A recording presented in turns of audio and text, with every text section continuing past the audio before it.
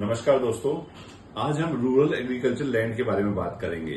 अगर हम rural agriculture land को सेल करते हैं तो क्या उस पर इनकम टैक्स लगेगा? नहीं, उस पर इनकम टैक्स नहीं लगेगा। क्यों? क्योंकि section 2 subsection 14 income tax act के हिसाब से उसे कैपिटल एसेट्स नहीं माना जाता है।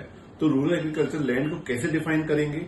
रूरल एग्रीकल्चर लैंड को डिफाइन करने के लिए इनकम टैक्स में कुछ प्रावधान दिए गए हैं, जिसके अंतर्गत पहला प्रावधान यह है कि जो रूरल एग्रीकल्चर लैंड है, जो उसकी नगर निगम सीमा है या तहसील की सीमा जहां पर रजिस्ट्री की जाती है, उस सीमा से 8 किलोमीटर से ज्यादा दूर वो लैंड होना चाहिए।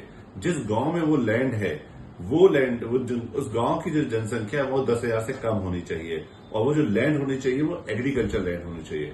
यदि ये 3 कंडीशन फुलफिल होती हैं तो आपकी लैंड रूरल एग्रीकल्चर लैंड मानी जाएगी और उस पर टैक्स नहीं लगेगा। ना ही उसमें सेक्शन 45 एप्लीकेबल होता है और ना ही वो कैपिटल एसेट्स मानी जाती है। उम्मीद है आपको ये जानकारी अच्छी लगी होगी। इसी तरह की जानकारी पाने के लिए मेरे पेज टैक्स एंड आईबीसी को फॉलो करें। Thank you.